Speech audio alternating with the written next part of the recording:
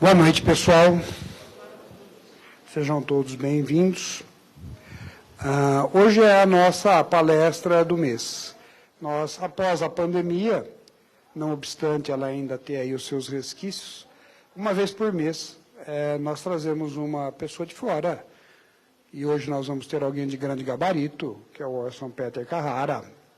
Bom menino também, viu? Bom menino da casa Cabaixuto, é isso? Comunidade Espírita Cabaixuto, lá de Matão, a meca do espiritismo do interior. Né? Orson é um escritor, divulgador, palestrante, tem um calhamaço de qualidades que talvez eu seja até imprudente em ficar nomeando-as, pode ser que eu esqueça alguma.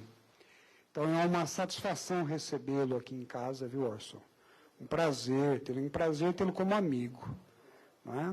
Muito agradável. O Orson é o tipo de pessoa que, quando tu encontras com ele, eu sinto a sensação de agradável de descobrir alguém melhor do que eu, o que não é muito difícil.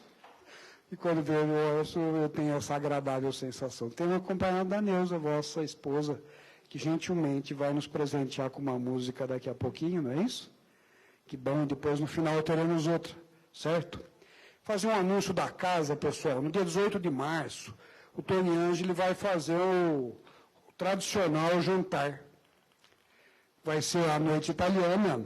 Quem já conhece, não desmerece comentários. Quem não conhece, vá. Vá. Imperdível. Junte o pessoal, leve a família. Espere uma música italiana, povo falando alto. Música boa, comida boa, não tem jeito de ser ruim. Não tem jeito de ser ruim. Para quem não conhece, sintam-se todos convidados. Só que já está vendendo bastante, viu? Ah, sim, ele vem graciosamente ajudar a casa. Viu? Importante isso. A renda é 100% revertida de maneira filantrópica para a instituição. Ok? Bom, vamos fazer uma oração para começar, depois a Neuza abrirá e depois o Orson assumirá. Farei eu, inspirado. Vamos ferrar os nossos olhos alguns instantes, agradecendo a oportunidade aos nossos irmãos do mundo espiritual, à plateia, às pessoas que nos auxiliam, que colaboram conosco, aos nossos irmãos do mundo espiritual que aqui concorrem, que aqui colaboram, que nos toleram. Solicitamos paciência para com as nossas imperfeições e dificuldades. Solicitamos os vossos auxílios para que possamos cumprir degrau a degrau as responsabilidades que assumimos outrora pretérita à encarnação atual.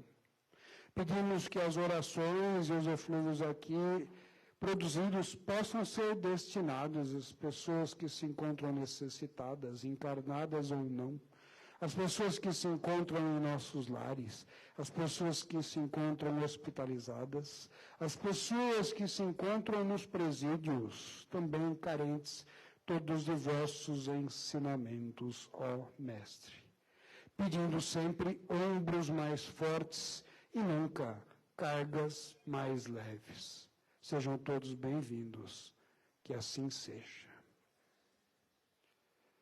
Neuzinha, por gentileza, vamos ouvir a vossa bela voz, antes que vosso esposo assuma.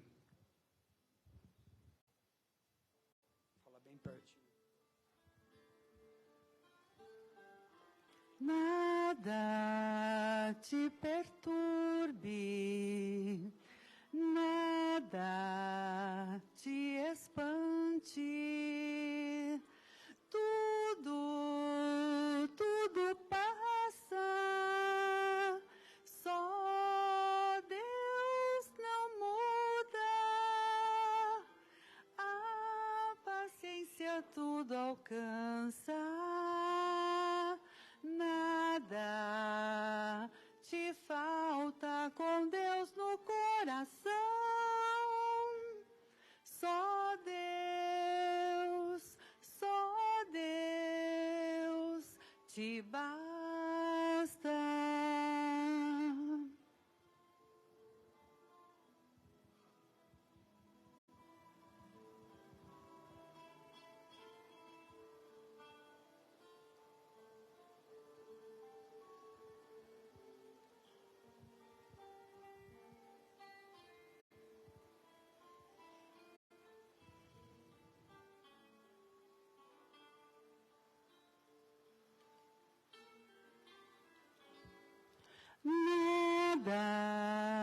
te perturbe, nada te espante.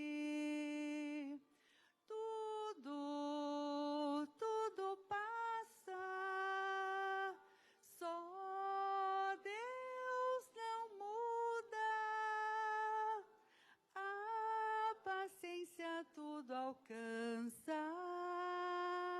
nada te falta com Deus no coração. Só Deus te basta.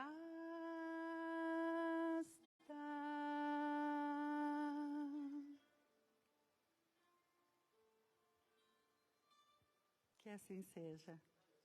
Uma ótima reunião para nós.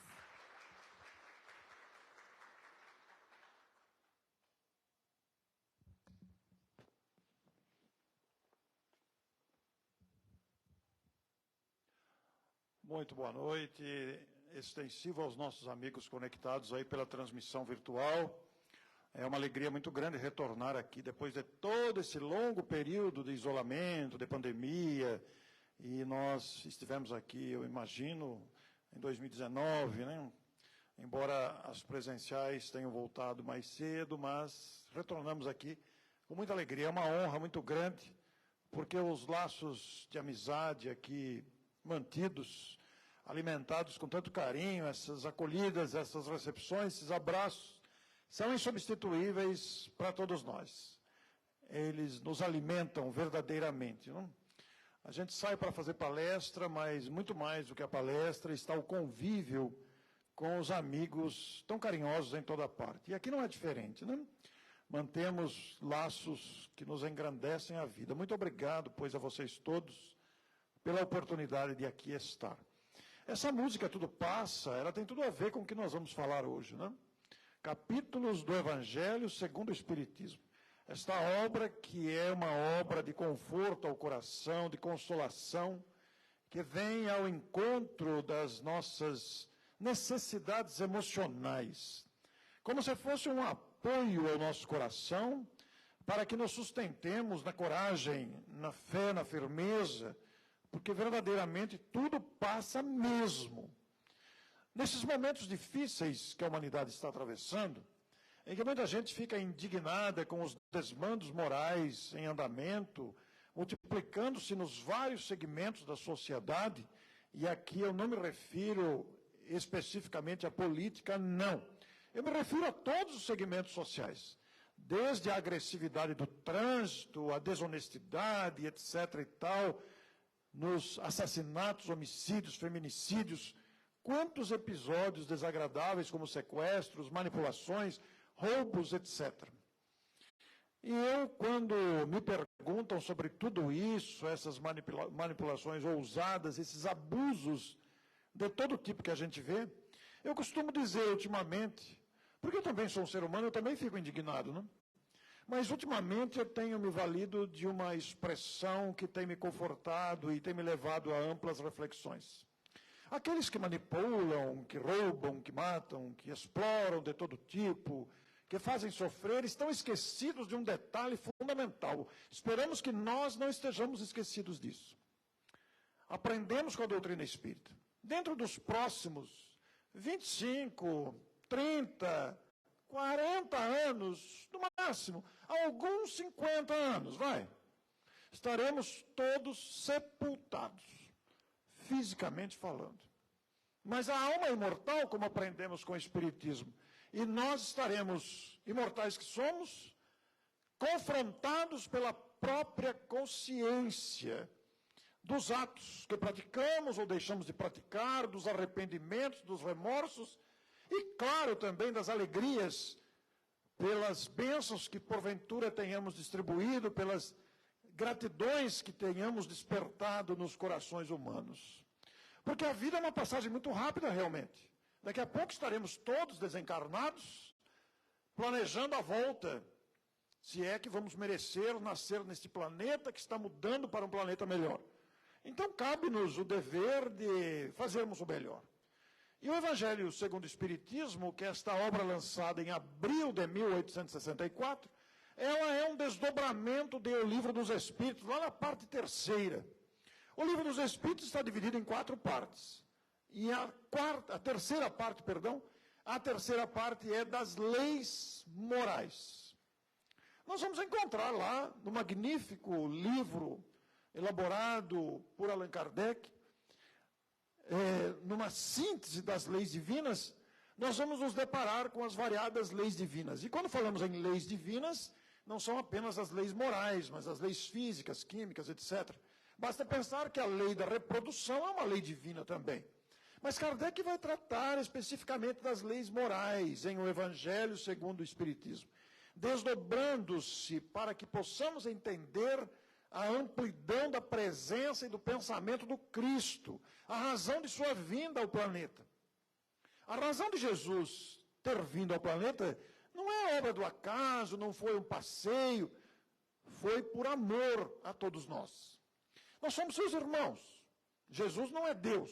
Jesus é um irmão mais velho, mais amadurecido, alguém que já alcançou a dispensa de reencarnar-se. Ele não precisa mais reencarnar. É um espírito já ajustado à verdadeira natureza daquilo que somos. Imortais, espíritos que vivem plenamente a vida espiritual.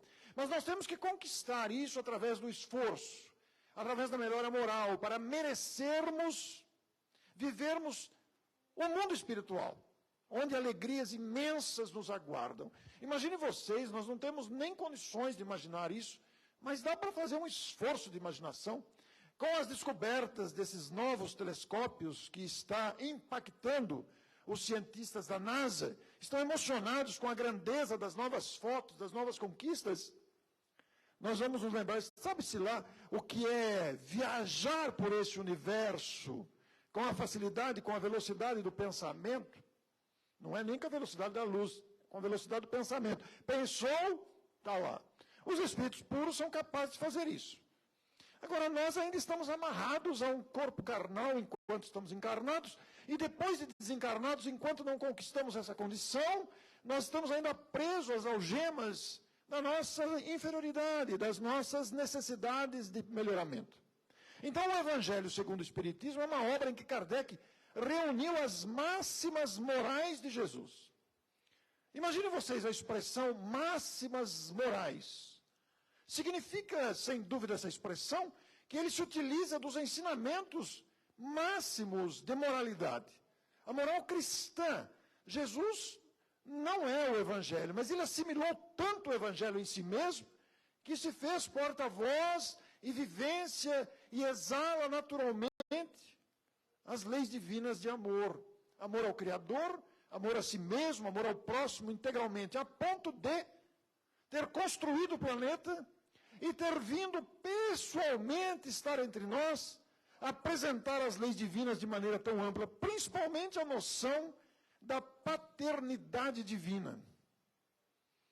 Ele apresentou um pai que ama os filhos, não aquele pai anterior que Moisés apresentou, aquele pai vingativo, aquele pai caprichoso. Foi a primeira noção da lei numa época de ignorância, com os 10 mandamentos, 7 deles, pelo menos, precedidos de não. Não faça isso, não faça aquilo, não pode, é proibido.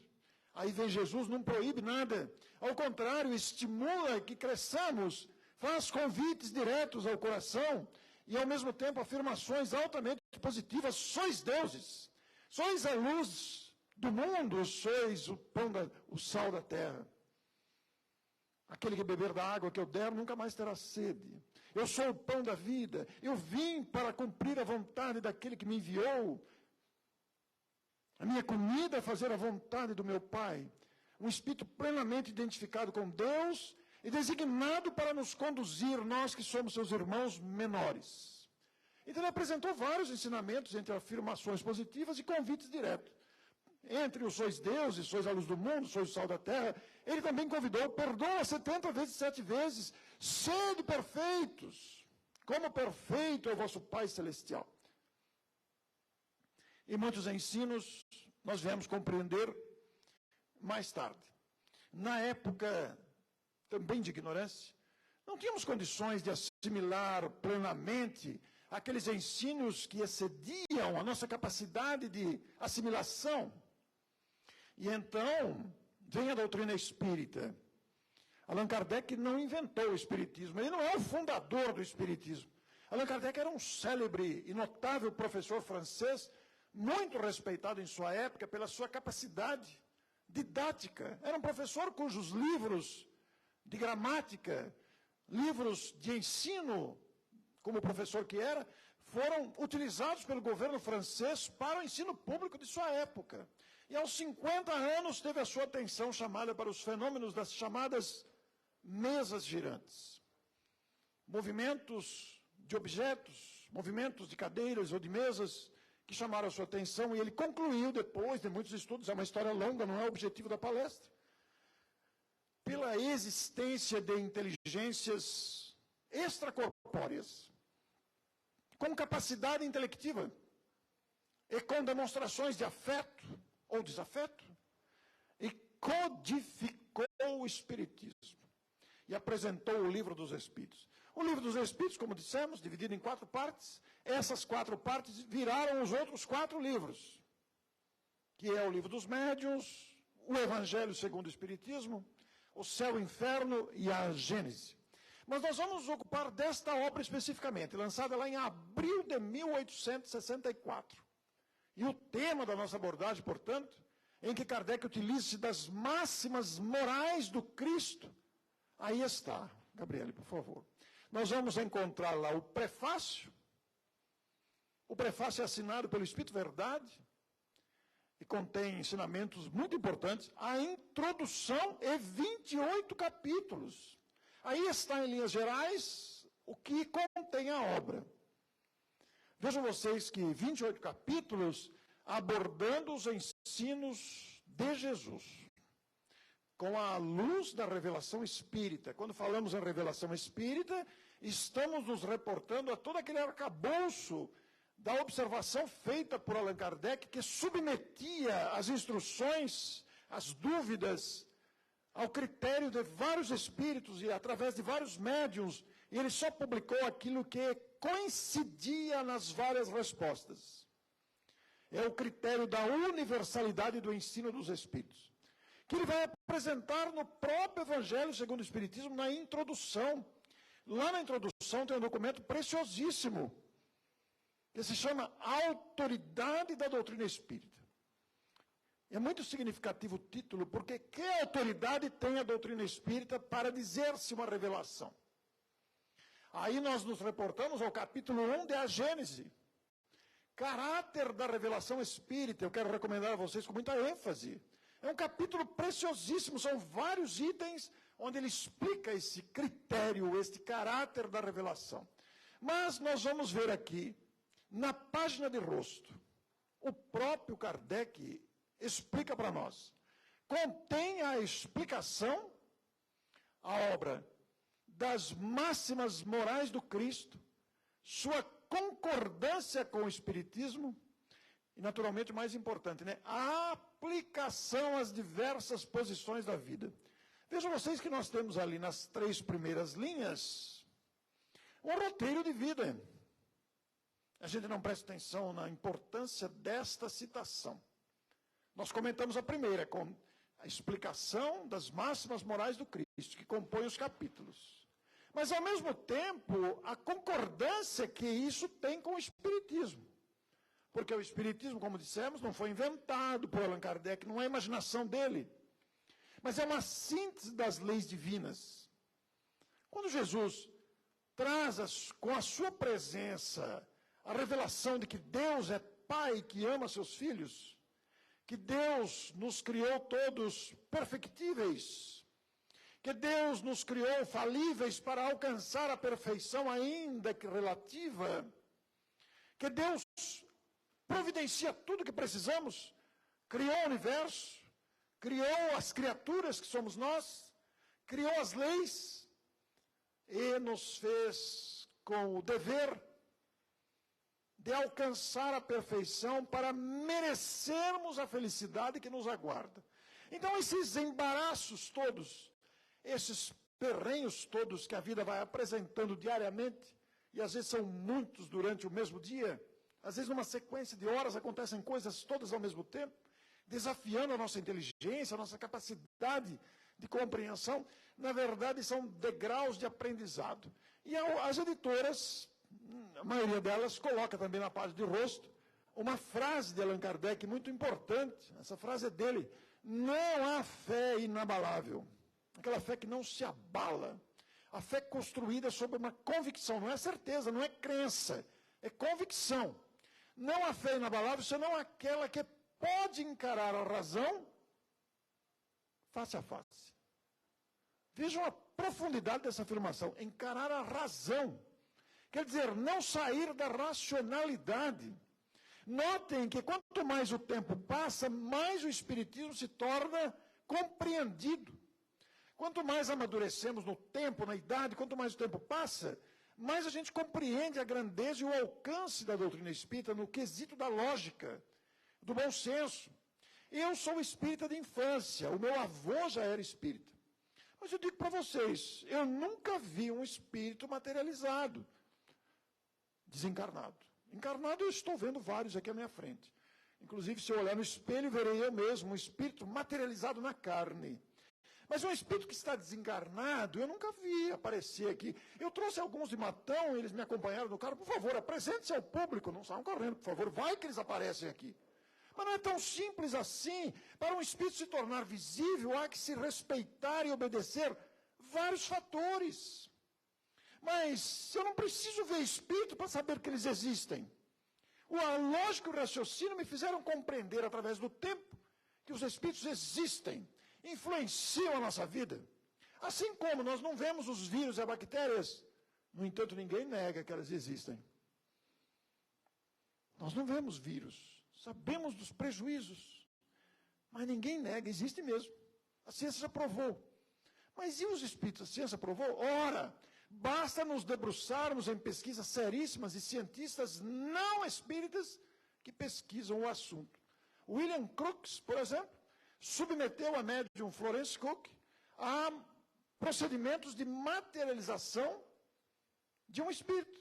Inclusive a ponto de medir o corpo da médium, de pesar o corpo da médium durante o fenômeno de materialização. O espírito Kate King materializava-se e andava. Ele media a pulsação, media a pressão, media o peso. Fez uma pesquisa seríssima numa época que não tínhamos fotografia tão desenvolvida como temos hoje. Mas o seu trabalho foi desprezado pela ciência. Porque não havia interesse nesse negócio de espírito. O próprio Allan Kardec foi desprezado na sua época pelo seu meio acadêmico. Ele que era muito respeitado, e os seus colegas começaram a dizer, mas o Kardec deve estar ruim da cabeça. Foi se envolver com esse negócio de espírito. Pois é. O materialismo tem dificuldade em aceitar isso. Assim como a reencarnação, mesma coisa. Muita gente nega a reencarnação, mas se a gente parar para pensar na lógica, no critério de justiça embutido na reencarnação, basta estudar, aprofundar. Eu não creio nos espíritos, nem na reencarnação, porque os espíritos disseram. Nem tampouco porque está escrito no livro. Não, nós temos que fazer uma análise racional mesmo, medir aquilo que está sendo apresentado pelas obras que vamos lendo e raciocinando juntos, para constatar interiormente este encontro de encarar a razão face a face em todas as épocas da humanidade. Quer dizer, passaram-se aí quase 200 anos, em 2057 nós vamos completar 200 anos de codificação do Espiritismo, e quanto mais o Espiritismo, o tempo avança, mais o Espiritismo se torna respeitado, exatamente pela lógica de suas explicações. Por favor, Gabriel. E lá no prefácio, assinado pelo Espírito Verdade, nós temos um texto belíssimo, mas para efeito didático dessa apresentação, eu destaquei 3 pontos. E diz o Espírito lá que os Espíritos do Senhor, que são as virtudes dos céus, movimenta-se qual imenso exército. Isto encanta o coração da gente, a gente parar de pensar. Os Espíritos do Senhor, quem são os Espíritos do Senhor? São alguns privilegiados? São eleitos, escolhidos por Deus? Não, em absoluto. Mas são irmãos nossos que já amadureceram, já dispensaram vaidades, já dispensaram orgulho, ciúme, egoísmo e conectam-se automaticamente com as leis divinas. A gente não consegue imaginar isso, mas sabe-se lá o que é sentir a vontade de Deus? A gente não consegue nem imaginar como é que é isso. Sentir a vontade de Deus e cumprir. É isso que esses Espíritos do Senhor, que são irmãos nossos, não foram criados assim. É que eles são mais velhos do que nós. Foram criados antes.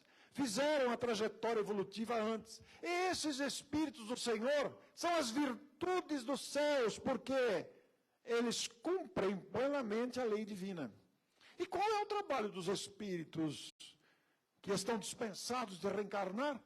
Senão servirem aos irmãos menores. É isso que fazem os benfeitores. Quando nós aqui viemos para receber passe, quem é que vai aplicar passe na gente? Existe o recurso do médium, daquele que nós damos o nome de passista, que é assessorado por uma equipe de outros amigos mais preparados, que auxiliam-no na tarefa do passe.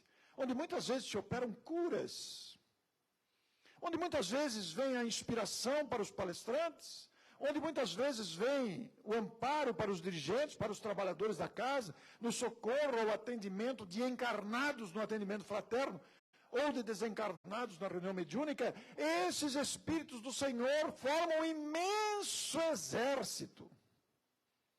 Assim como temos aqui os 8 bilhões de criaturas encarnadas no planeta, neste processo gigantesco de aprendizado, de desafio, de dificuldade, de luta, de alegria, de conquista, de tropeço, de questionamento, tudo isso que a gente vive todo dia.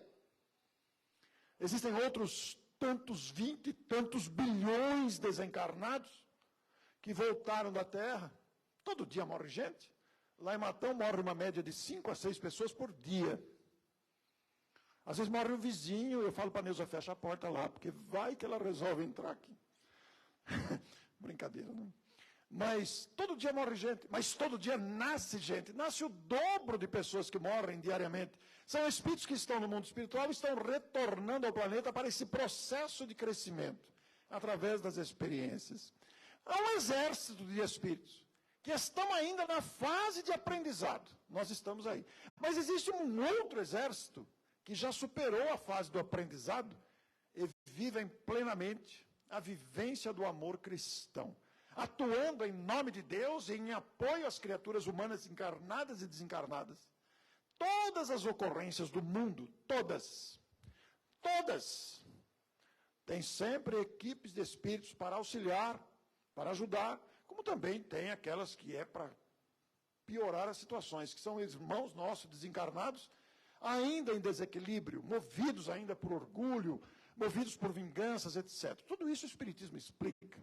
Mas é bonito ler ali que os Espíritos do Senhor, que formam um imenso exército, são as virtudes dos céus. Mais adiante, no texto, ele nos convida ao divino concerto. A palavra concerto é perfeita. A gente lembra uma orquestra afinada, executando uma melodia que nos sensibiliza a alma. E eles convidam para esta harmonia. Nós vos convidamos, ó homens, dirigem-se a nós, para que venham participar das harmonias da vivência cristã do Evangelho, das leis divinas. E mais abaixo, homens, irmãos a quem amamos, estamos juntos de vós. Quando Teresa d'Ávila compõe essa letra belíssima de que tudo passa, é isso mesmo? Teresa d'Ávila, que segundo especulações, nós não podemos fazer afirmações fechadas, porque são especulações, eu não ouvi isso diretamente, são especulações que a gente ouve, mas eu vou me arriscar a dizer aqui com o título de especulação. Segundo especulações, Divaldo teria dito, porque eu não ouvi ele falar, alguém disse que ele falou, né? Teria dito que a madre Teresa d'Ávila é a irmã Dulce, aliás, Madre Teresa de Calcutá, perdão, confundi as duas são parecidas, né? Mas Teresa d'Ávila seria Madre Teresa de Calcutá, que por sua vez foi Maria Madalena, seria o mesmo espírito. Vejam que coisa interessante, né? Maria Madalena, Teresa d'Ávila e Madre Teresa de Calcutá, o mesmo espírito. tocados por esta influência divina de Jesus. Homens, estamos juntos de vós. Quando ela compõe uma música com a letra tão bonita como essa, não é por acaso. É para nos levantar das tristezas, para nos fazer reerguer a cabeça e continuar a viver com alegria, com gratidão, porque é isso que nós precisamos. Apesar das lutas, dos perrengues, somos convidados a esse divino concerto. Que divino concerto? O divino concerto da vida. Que apesar das tempestades à nossa volta, convida-nos a prosseguir de cabeça erguida, por favor. E aí nós temos na introdução o objetivo da obra, a autoridade da doutrina espírita, notícias históricas e a vinculação com Sócrates e Platão. Os grandes Sócrates e Platão da antiguidade, precursores da ideia cristã e do espiritismo. E ele apresenta lá um resumo da doutrina de Sócrates e de Platão. Será de muito interesse que nós conheçamos isso, para ver que o espiritismo não é uma teoria qualquer, simplesmente. Ela tem todo o embasamento filosófico, científico, moral, que não começou ali com Allan Kardec. Não começou ali. Faltava apenas organizar esses ensinos. E nós vamos encontrar ali nas notícias históricas a explicação dos fariseus, dos publicanos, aqueles povos que se dividiam, aquelas pessoas que se classificavam com esses nomes. Mas eu quero chamar a atenção para a autoridade da doutrina espírita, o item 2 da introdução. Porque este item, o item 2, Allan Kardec, nos itens que formam esse item 2, são vários parágrafos, imagino eu que umas 4 ou 5 páginas, não é muita coisa, não é exagerado. Mas você vai encontrar ali a autêntica vacina para não estar exposto às fraudes mediúnicas. Porque quando se trata de espírito também mente, porque é um ser humano desencarnado. Espírito também engana, porque é um ser humano desencarnado. O espírito desencarnado também tenta manipular. No mundo espiritual estão espíritos generosos, trabalhadores, conscientes com o dever cristão, trabalhando em nome do Cristo, mas existe também uma multidão de outros completamente indiferentes, presos à vingança, perseguições. Então, quando um espírito se manifesta, nós temos que submeter o conteúdo da sua manifestação, independente do nome que assinou a mensagem. Porque o nome que assinou a mensagem é absolutamente secundário. Como é que você sabe se aquele que assinou é o próprio? Você não está vendo. Porque aí existe um outro problema. O médium também pode fraudar. O médium também pode ser um instrumento de dissimulação para a autopromoção pessoal, para destacar-se perante os demais, seduzido muitas vezes pela vaidade. Olha que médium bom que eu sou, eu recebi o espírito tal. Então nós temos inúmeros casos onde Kardec, neste item da introdução, apresenta uma vacina para nós.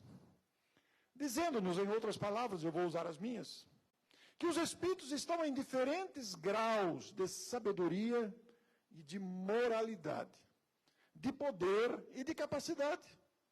Com esta multidão que desencarna todo dia, nós temos no mundo espiritual as mesmas características que temos dos habitantes da Terra. Onde temos aqui na Terra os espertalhões, os enganadores, os corruptos, e temos as pessoas boas, os trabalhadores honestos, temos as pessoas dedicadas, virtuosas, famosas ou não famosas. No mundo espiritual é a mesma coisa. Porque ainda estamos num planeta onde os seus habitantes, ou aqueles que estão a ele vinculados, somos espíritos em aprendizado. Então, esse item 2 da autoridade da doutrina espírita, Kardec vai trazer aquilo que ele chama da universalidade do ensino dos espíritos.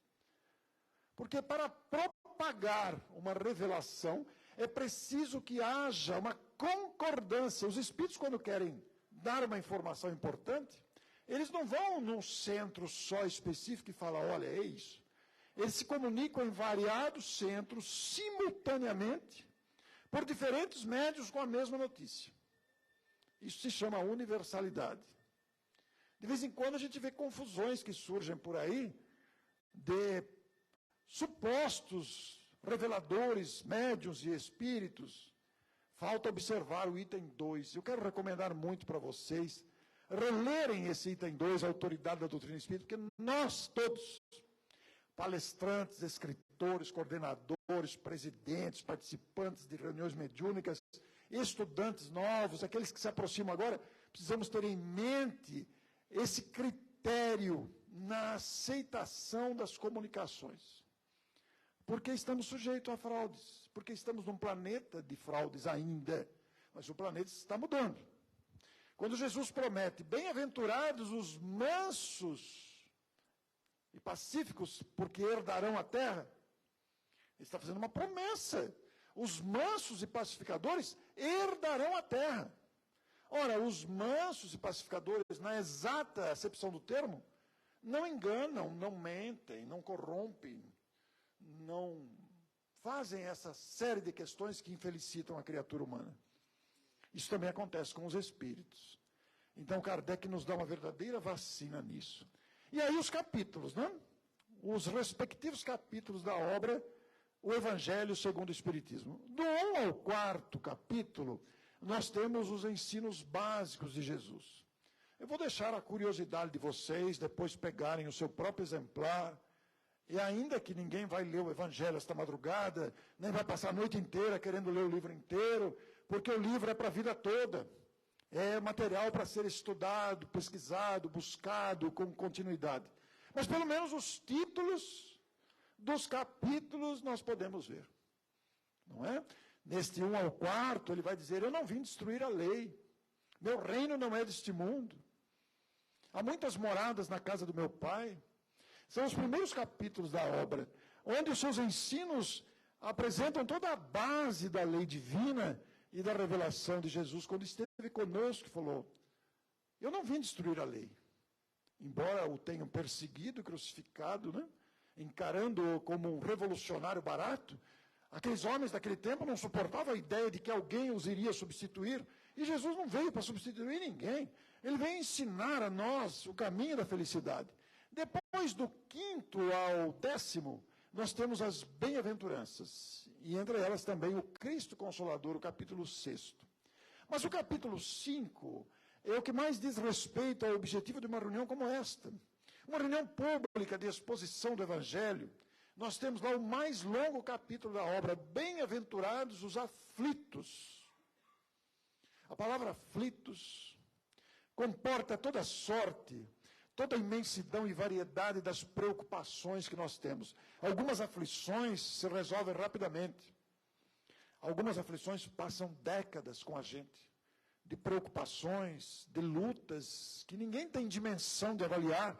Cada um conhece a sua própria angústia de viver, dos problemas que enfrenta, dos desafios.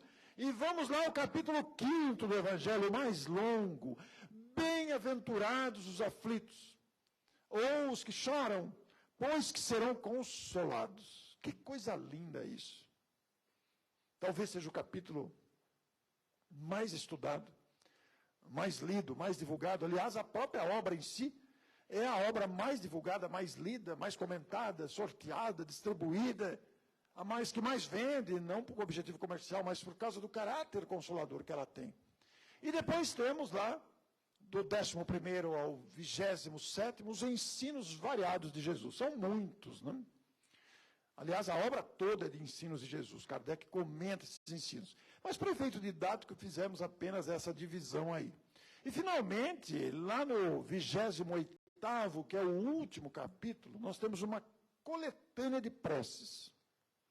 Às vezes a pessoa busca esse capítulo com o objetivo de pegar um modelo de prece.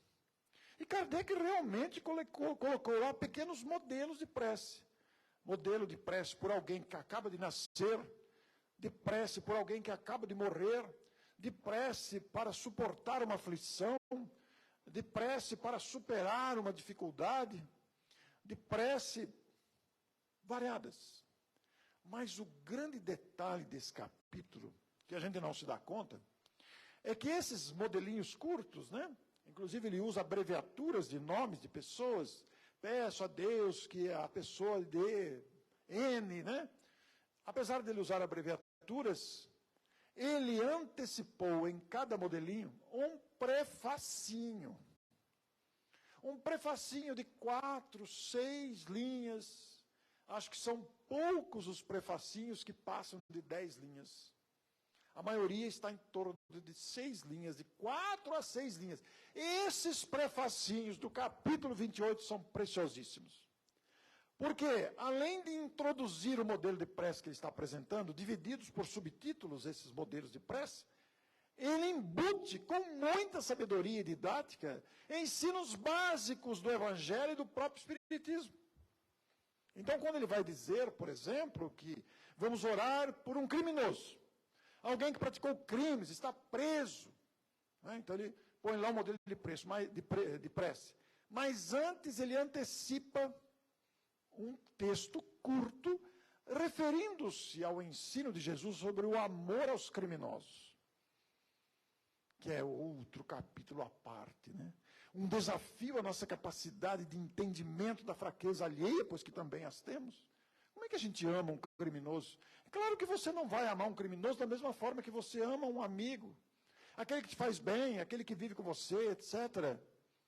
Mas é o amor que não quer vingança com aquele que ainda está tropeçando nos equívocos morais. E o criminoso não é só crime de vida, né? Existem muitos crimes que infelicitam, que roubam, que desviam, muitos crimes de vários tipos, né? Então, ele vai dizer lá, por uma criança que acaba de nascer, por alguém que está doente. É muito, muito comovente. Eu sempre recomendo esses prefacinhos pelo sabor didático e instrutivo que eles têm. Então, tudo isso deve trazer ao nosso coração. Acho que acabou aí, Gabriel, vamos ver. Ainda tenho mais alguma. Eu destaquei ali alguns destaques dos capítulos, né? O mais longo capítulo é o capítulo 5, que eu já citei, Bem-aventurados os aflitos.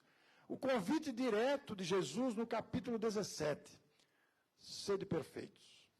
Este capítulo é belíssimo, belíssimo. Nesse capítulo, inclusive, ele inclui, Allan Kardec inclui nesse capítulo uma instrução de Lázaro, que tem o título O Dever. Já pararam para pensar o que é o dever? E eu acho até que já fiz aqui há alguns anos, nesta casa mesmo, uma palestra com esse título. O dever. Porque eu gosto muito de falar desse tema. Justamente pela grandiosidade da mensagem assinada por Lázaro. Aquele mesmo que Jesus gostava muito, que foi considerado morto, ele falou, Lázaro, vem. E o Lázaro voltou à vida. É que ele não estava morto, né? Estava com morte aparente. Jesus, com a sua capacidade visual e perceptiva, percebeu esse detalhe. E Lázaro assina essa página, o dever. E nesta lição belíssima, Lázaro começa dizendo que o dever é muito difícil de ser cumprido, porque normalmente somos seduzidos pelos interesses egoístas e pelas paixões. Quais paixões? Todas que nós possamos imaginar. E se a gente procurar no dicionário, não no dicionário espírita, no dicionário comum, a definição de dever, dever é aquilo que precisa ser feito. Imagine a quantidade de coisas que precisam ser feitas diariamente, seja desde uma torneira pingando, até uma providência administrativa que exija documentos, etc. Dever. Então, isso está lá no capítulo 17, um convite direto de Jesus, sede perfeitos, que a gente vai compreender, porque a gente olha para dentro da gente mesmo e fala, mas como que eu vou ser perfeito? Com tanta mediocridade que eu ainda trago dentro de mim, com tanta miséria moral que eu ainda tenho, com tanta fraqueza interior, e a gente vai entender que é a perfeição relativa possível neste mundo. Depois temos lá sobre a missão dos espíritas, no capítulo 20, que todos nós que estamos envolvidos com o espiritismo, somos convidados a meditar nesse capítulo, que tem essa lição, missão dos espíritos. E sem dúvida nenhuma, sobre ajudar a si mesmo, está no capítulo 25. Porque muitos de nós passamos por desafios variados.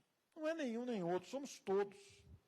Todos passamos por desafios, sejam eles morais, emocionais, psicológicos, familiares, financeiros, de relacionamento. É uma quantidade que se repete, volta e vai, volta, e tem hora que a gente não sabe o que faz. Tem hora que a gente se vê diante de situações que a gente não sabe que rumo tomar. Mas aí vem, no capítulo 25, que eu quero deixar como sugestão para vocês, depois lerem, né?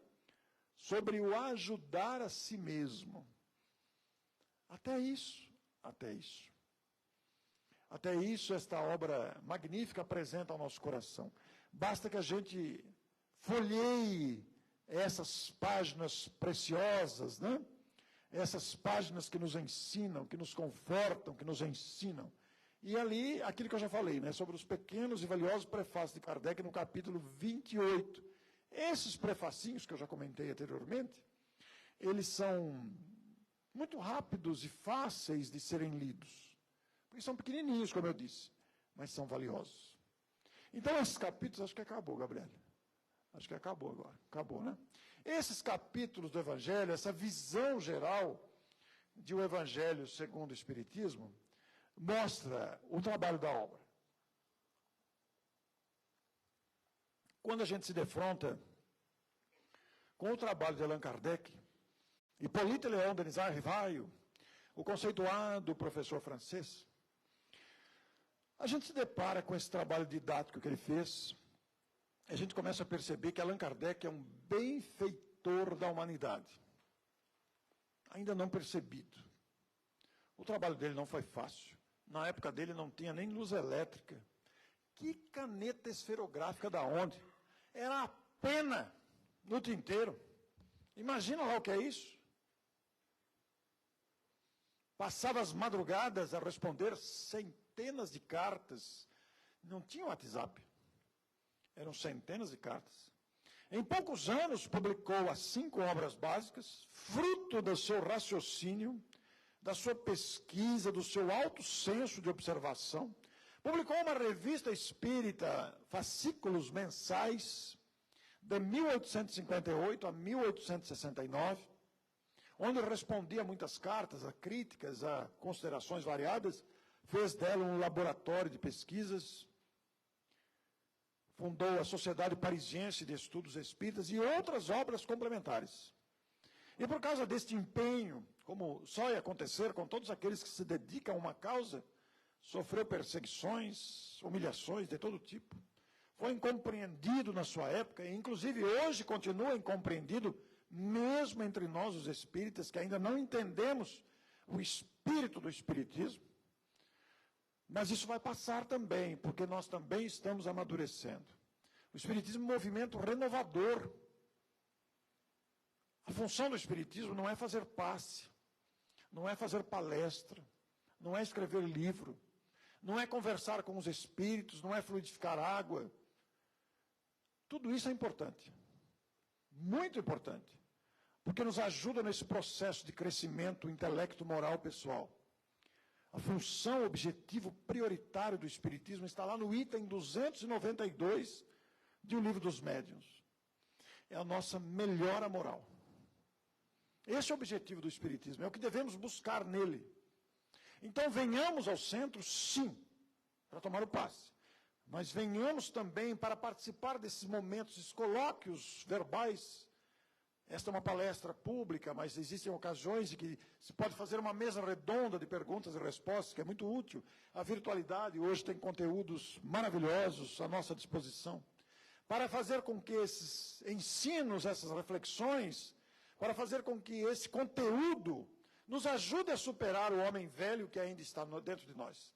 A criatura ainda seduzida por desejos inconfessáveis, a criatura ainda dominada por orgulho, por egoísmo, por vaidade, que diminui a nossa dignidade. Somos filhos de Deus. Só esse fato já deve nos encher de alegria, por uma razão muito simples. Somos criaturas imensamente amadas. Não nos esqueçamos disso. É que estamos num processo de aprendizado, só isso. Vai demorar um pouco? Vai demorar um pouquinho ainda, mas quando a gente sentir a grandeza da obra de Deus, conseguir perceber a sua sabedoria, vai acabar a tristeza também, porque a gente vai agarrar o trabalho e seguir adiante. E diante dos motivos de choro, como dizia o Chico, vai lá, chora, enxuga o rosto e volta a trabalhar. É preciso fazer isso. Por gratidão ao Cristo, arregacemos as mangas e trabalhemos. Naquela área que a gente se sentir bem, que a gente tiver afinidade. Kardec entusiasma a gente. Numa palestra proferida aos seus contemporâneos em novembro de 1868, Kardec fez uma afirmação fenomenal, que me saltou aos olhos. Ele estava se dirigindo aos espíritas de seu tempo. Imagine o Kardec fazendo palestra, com a sua didática, com a sua sabedoria, com a sua perspicácia. E no meio da palestra, essa palestra ele transcreveu na Revista Espírita de dezembro de 1868, ele faz a seguinte afirmação: a caridade é a alma do Espiritismo. Caridade. O que é caridade? A caridade está além, muito além da doação de cestas, de dinheiro, de remédio. A doação, como diz Vicente de Paulo, que Kardec teve a oportunidade de entrevistar, está lá na questão 888 do Livro dos Espíritos. Espírito muito presente aqui nos capítulos do Evangelho. Vicente de Paulo diz que a caridade está mais no gesto do que no fato. A caridade está no sorriso, no aperto de mão, no apoio, no estímulo. A caridade está no abraço, na amizade que nos fortalece. Esta frase me saltou aos olhos. A caridade é a alma do Espiritismo. Daí ter saído o livro que nós até estamos trazendo aqui. Trouxemos alguns dos nossos livros, não? A alma do Espiritismo. Onde analisamos, considero um dos meus melhores trabalhos por causa da pesquisa que me exigiu. Inclusive, colocamos aqui a entrevista que Kardec fez com Vicente de Paulo. Trouxemos também o livro Morte, Fim ou Passagem, e o nosso mais recente trabalho, Bons Médiuns, Bons Dirigentes, Bons Tarefeiros. Por que ainda nos perdemos tanto? Esse livro é fruto das nossas viagens pelo Brasil todo. Antes da pandemia, viajamos muito o Brasil todo, e vimos em toda parte experiências variadas de tarefeiros, de médiuns e dirigentes. Tarefeiros que somos todos nós, vinculados a uma casa, palestrantes, entrevistadores, etc. Somos todos nós. Mas, para encerrar, eu quero fazer uma pergunta, no mínimo, curiosa. Tem alguém aqui, nesta plateia, que tem em casa um aparelho de CD, que toque CD? A gente não usa mais o toca-CD, né? Tem alguém que tem um aparelho em casa que funciona? A senhora tem? 3, 5, 6. Ai, que sorte, eu trouxe 6. É que é o seguinte. Opa, acho que vai faltar um. É que aconteceu o seguinte. Tem um amigo lá em Matão que falou: o que eu faço com os meus CD? Eu não quero mais. Falei: daqui que eu levo por aí para presentear quem ainda tem aparelho de CD, porque eu não tenho mais. Então, vocês que têm aparelho de CD que toca, que o meu já não toca mais, depois, no final, me procure que eu tenho ali para presentear. Eu não sei se eu tenho, devo ter trazido 6 ou 7. Acho que vai dar no grito. Gente, eu agradeço imensamente a oportunidade de estar com vocês. E já que falamos de esperança, de reerguimento moral, de gratidão a Deus pelos tesouros que a vida se constitui, ouçam que música bonita.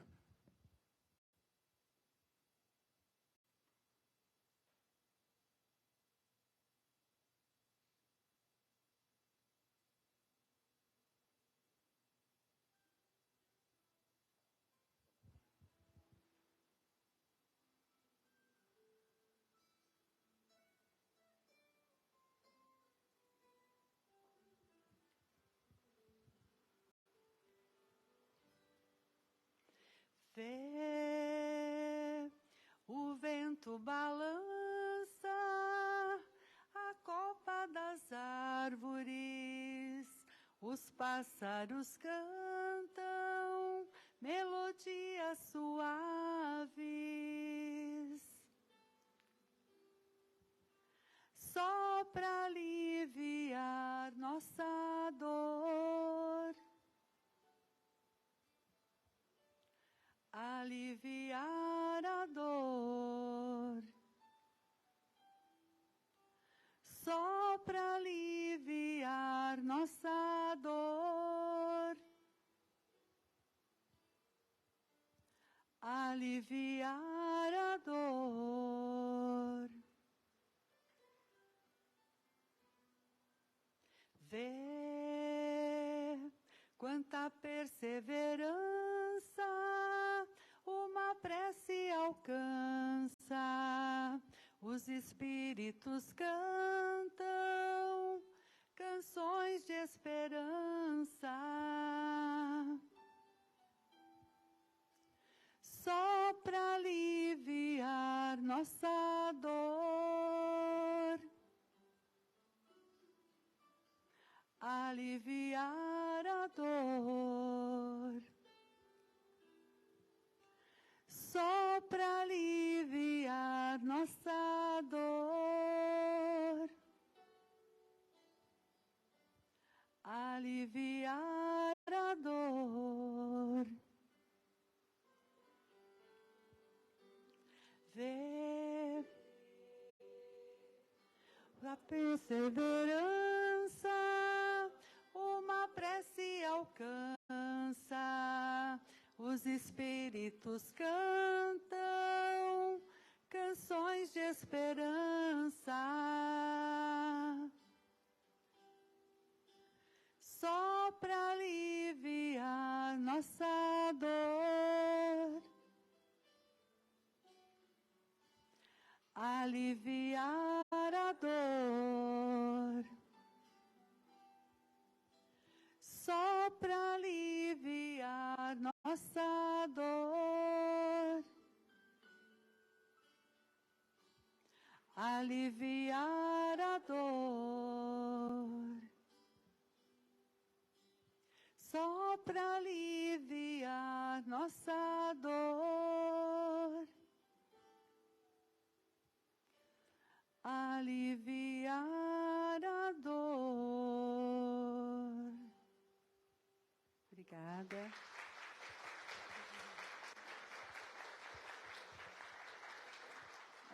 Deixa eu falar o nome da canção, né? Que no início eu não falei.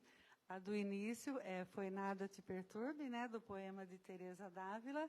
E essa que eu cantei agora chama-se Vê, do conjunto Vozes do Amanhã de Campinas.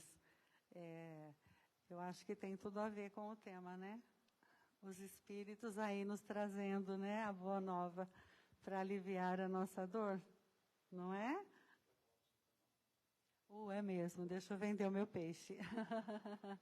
Eu faço parte do grupo musical Cantando Bem, de Matão, e eu gostaria muito de convidá-los para entrar lá no YouTube, no Facebook, Instagram, TikTok, conhecerem o nosso trabalho. Nosso modesto trabalho, mas sempre com uma mensagem assim, tá? Tem poemas, poesias, músicas inéditas, enfim. Eu gostaria muito de convidá-los, viu, para conhecer o nosso trabalho. Muito obrigada. E se gostarem, compartilhem, por favor. Obrigado. Os espíritos realmente cantam ao nosso coração. Cantam a esperança, a alegria de viver e a gratidão. Muito obrigado a vocês todos. E se algo posso dizer a vocês, eu diria com a força da minha voz, prossigam! Prossigam trabalhando, prossigam confiando, prossigam amando, prossigamos, eu me incluo, é claro, porque a vida conspira a nosso favor. Muito obrigado.